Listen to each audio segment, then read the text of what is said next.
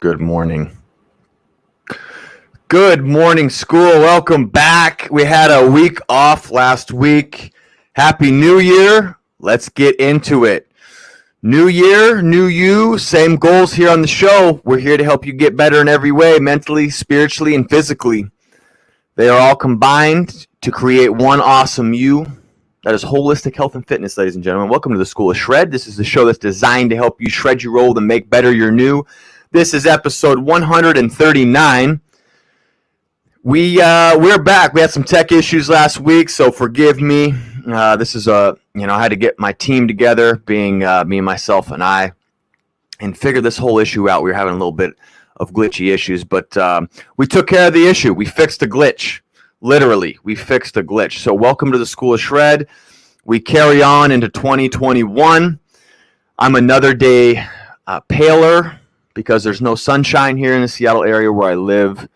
I don't know about you. I could use a little bit of sunshine in my life, but that's okay. It's only like 3 or 4 months away here in Seattle.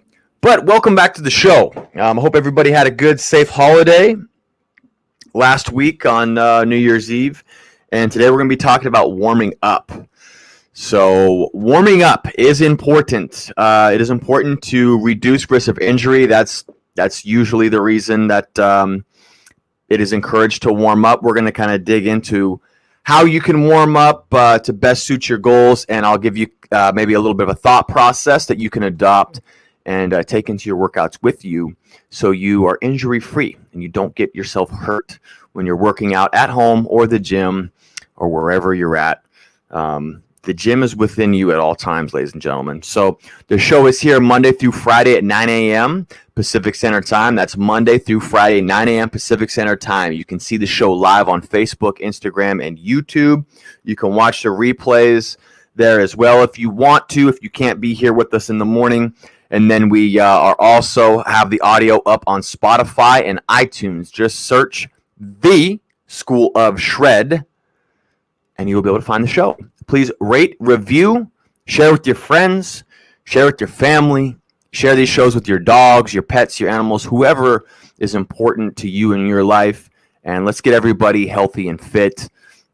Because the time is now, folks. The time is now. We need to start taking our health seriously, our metabolic health. All right. We don't want to have a bunch of weak hosts running around the world that are susceptible to getting sick. Right? Well, you can control that by exercising and eating correctly and sleeping enough and taking care of your mindset and staying in mindfulness states of mind and meditation practices. These can all help calm you, make you less reactive, and make you overall a healthier individual. So anyway, let's talk about warming up today. Episode 139. So why do we warm up? First thing that I want to go over today. Why do we warm up? You can answer that to yourselves. You can type it in the comments if you want. Why do we warm up? I'll give you a minute here. Somebody write in. Why do we warm up? All right. So I have a few things listed here that I feel like are the reasons that we talk about warm up a lot. I know for me as a coach, this is what I could kind of sum up warming up into. And so you can go along with me on this one if you want to. One of the reasons that we warm up is to strengthen neuromuscular connectivity, all right? So it might sound fancy, but what it really means is muscular awareness. So one of the reasons that we warm up is to become aware of our muscles, aware of muscular contraction, right? Because when we work out, we're contracting muscles, right? That's what a resistance training session is you're contracting muscles. And so neuromuscular connectivity is very important. If you're not aware of your body, if you're cold, you're not going to be as aware. You're not going to get as good of a workout, most likely, right? If you're not aware. Right? If you're not aware of something, you can't address it, right? So if you're not aware of your bicep muscles, you're going to have a hard time contracting them efficiently and get everything out of the workout that you can get out of it, all right? So that's one of the more important ones. For warming up is to strengthen neuromuscular connectivity, all right? Muscular awareness. The next thing is to increase heat and blood flow, all right? So a lot of times if you've ever been to the gym and you jump on the treadmill for 5 to 10 minutes right when you get there, or if you've ever had a trainer before and they tell you to jump on a treadmill, or do some type of cardio machine, it's usually to warm the body up, to bring the heart rate up, to warm the tissues up, which is really to push blood around into the tissues, okay? Which is good. It's all well and good. We're going to talk about cardio for warm-ups here in a little bit.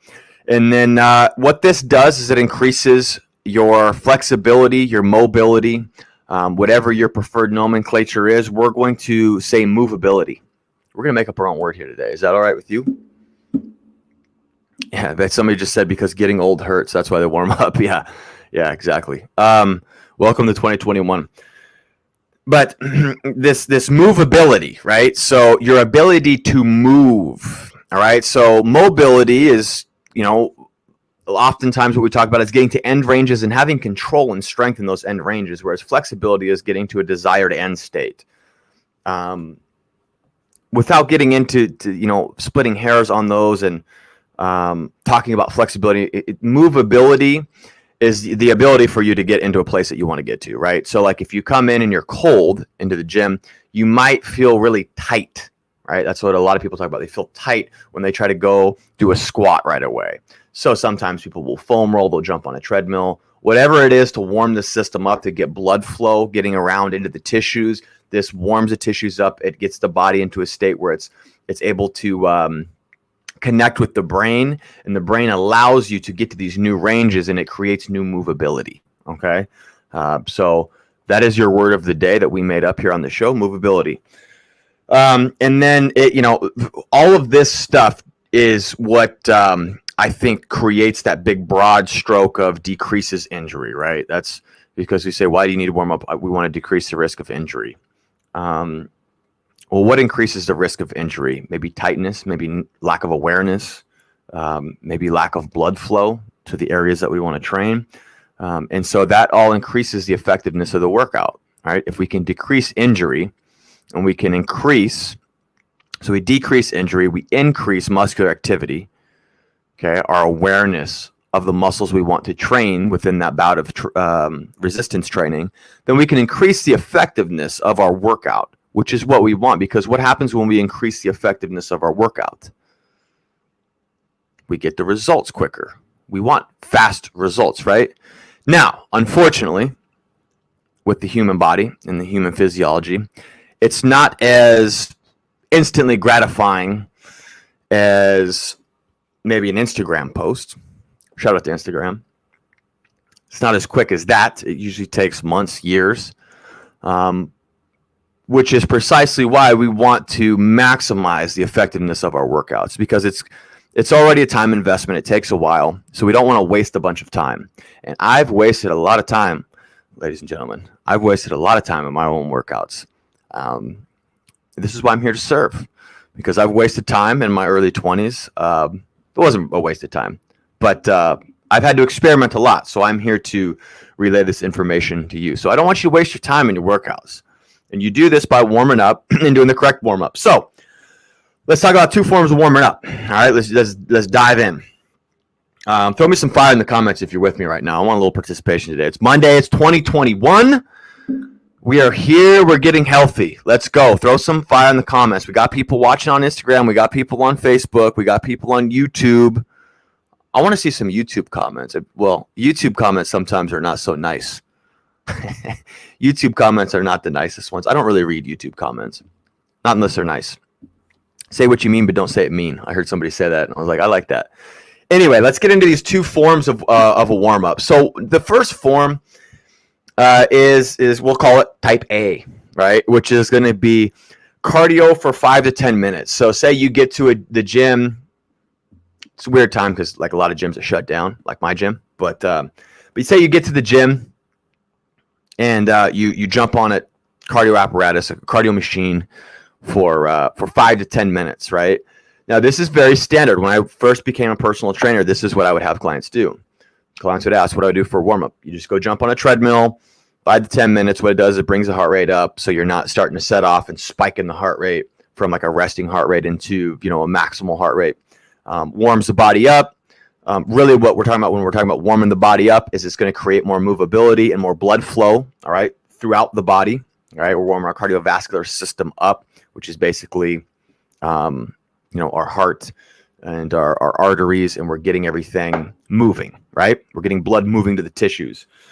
And so this is, what this 5 to 10 minute cardio does. And so some of the benefits of this that I've noticed is, if you've been at work all day and you've had a hectic day, what this 5 to 10 minute period of time does for people is it helps them just get their mind into the workout.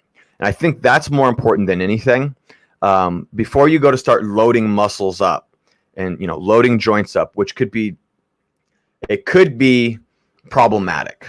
Okay. If you just go load stuff up and you just start slamming weights around, and putting forces through your body, it could be problematic. But and it could be problematic if you're not thinking, if you're not intentionally lifting those weights, right? We've talked about that a lot before here. Intentional exercise, not going in and just doing things haphazardly and just moving a bunch of weight around, unless you're very proficient at the lifting. And then every now and again, you just need to go kind of decompress for your mind. That's one thing.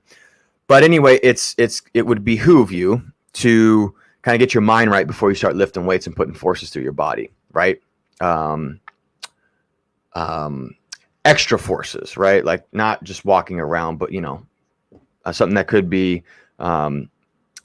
contraindicating. So it helps get the mind prepared and settled into the workout. All right. This is, I think, probably one of the biggest reasons to do cardio right when you get to the gym, because you can kind of decompress from work. Maybe you get your music going in your headphones. You kind of start getting your mind right, your body right.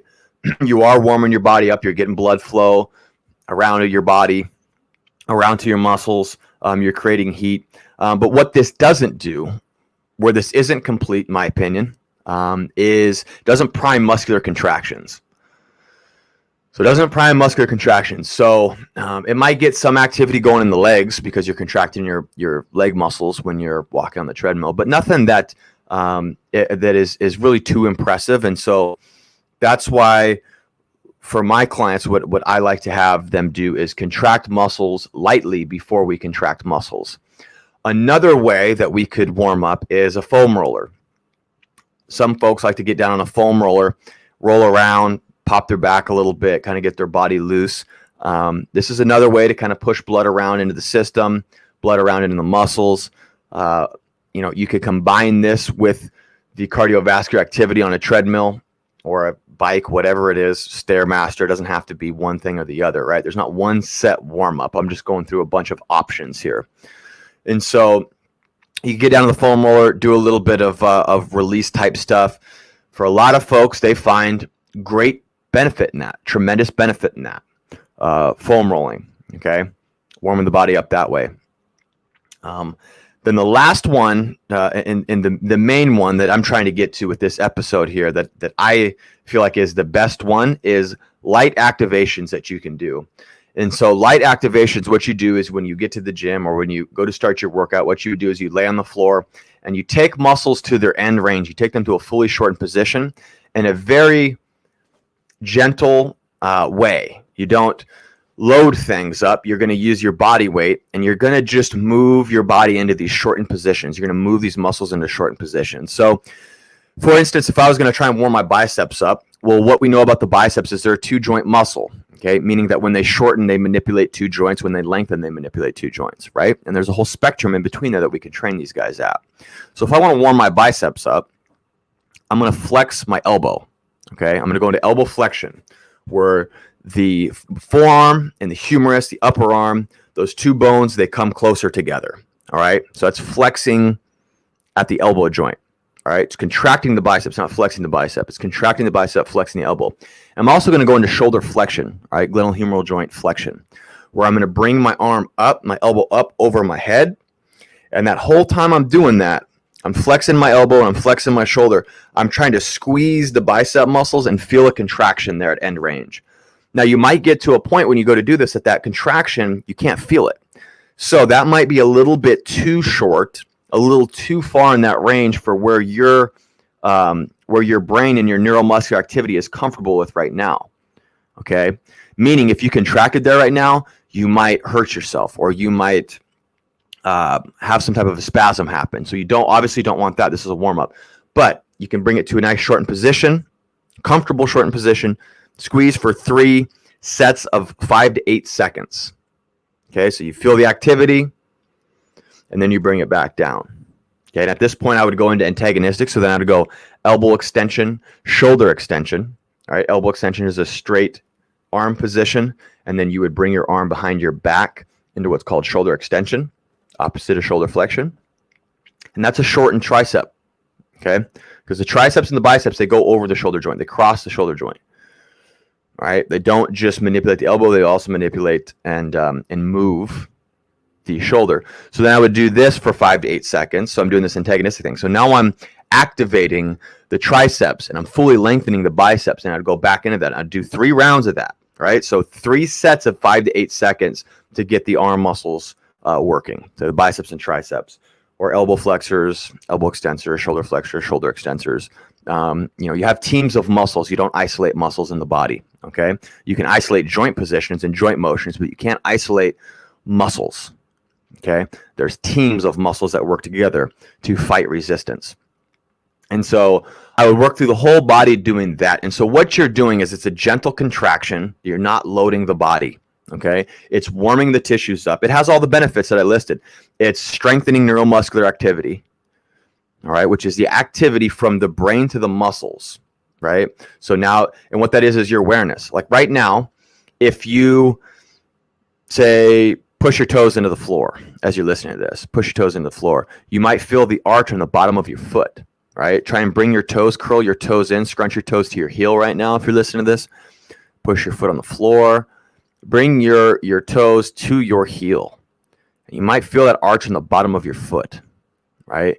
If you feel that, what is that? That is neuromuscular connectivity. That's what I'm talking about. So if that word sounds intimidating, all it is brain to muscle awareness, all right? It's an awareness. And so when we warm up correctly, we can create this awareness.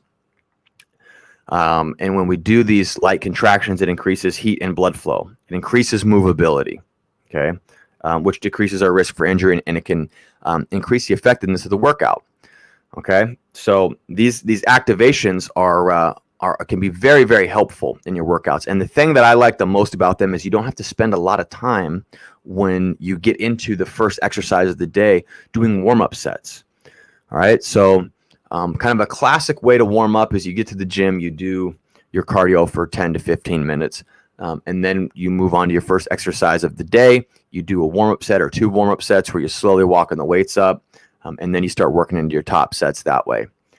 Now, there's nothing wrong with that, okay? But what I have found doing these activations, what I'm talking about where you lightly contract muscles, is you're able to get right into the workout.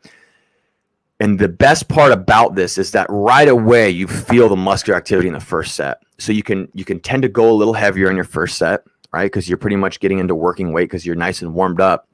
And the challenge to the muscle is much greater, much greater. So like I said, if we do that bicep warm up and we spend 5 to 10 minutes instead of being on a treadmill or going for a walk or doing jumping jacks, whatever it is, whatever you're doing for your warm up, foam rolling. If you try to do some light contractions to get the body primed up, you might just find that when you go to do, say, that set of curls, that first set, you have a massive awareness of that area. And after 3 sets, your arms are totally pumped.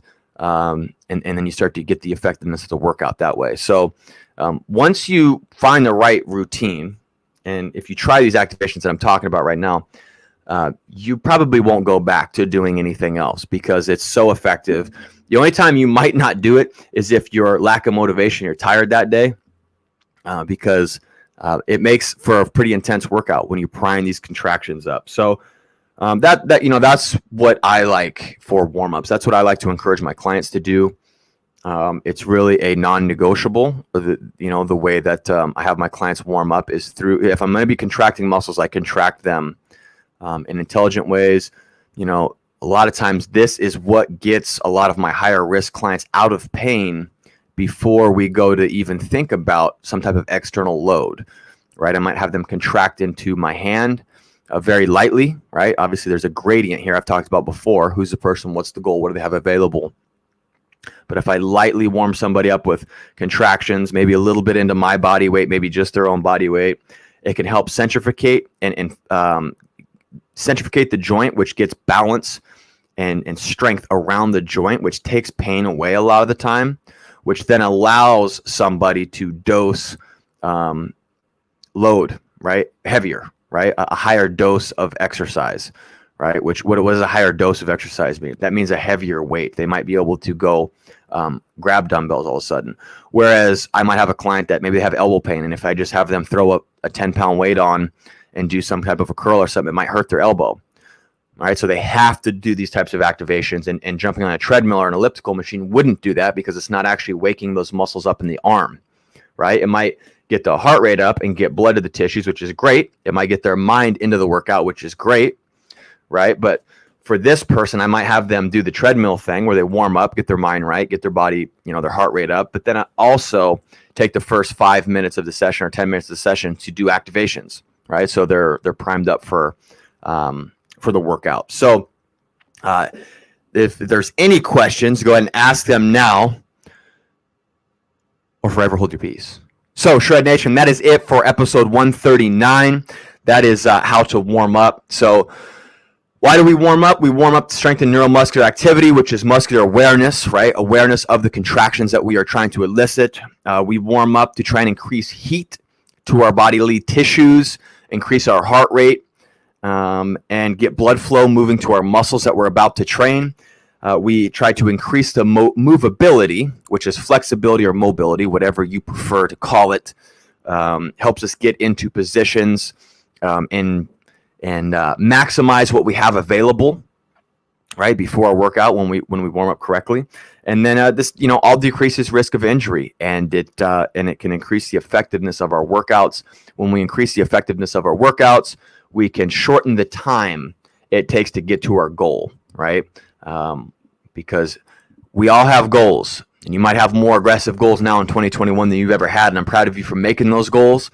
And so we want effective workouts. We want effective programming. We want effective nutrition and recovery. So you can do cardio for 5 to 10 minutes, 15 minutes, whatever, just to warm the body up, get your mind right. That's great. There's nothing wrong with that. Everything's right with that. You do a little foam rolling if you feel like that helps loosen you up. Or you can try to do what I talked about, what I encourage the most, which is light muscular activations.